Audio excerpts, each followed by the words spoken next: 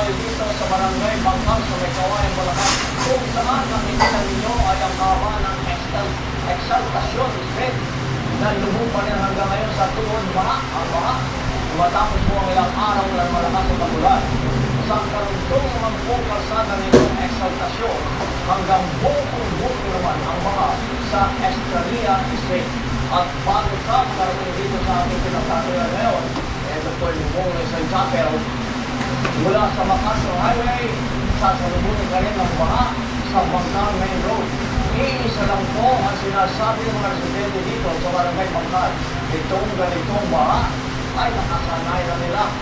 Hindi po alintana ang mga perwisyon ng dulot na itong natura mga pagbaha.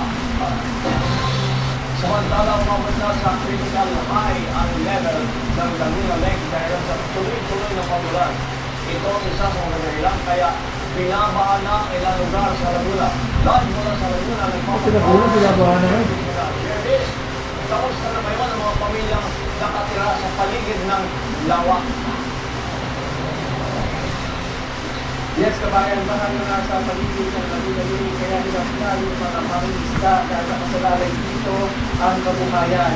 Nagandang residente ang apektado na pagbaha sa Laguna at kinailangan pa ng rescue matapos magkaroon ng flash flood kahapon. Madansin tayo ng rescue operation sa barangay Chiefs Arquesa sa Metro Laguna matapos magkaroon ng flash flood dahil sa walang tigil na pagkulang. Mga maitagtali ng unit ang mga rescuer sa mga puno sa magkabilang bahagi ng lake at saka isa-isang sinalog ng mga tao kasama sa mga ilikas ang PWD na si Lourdes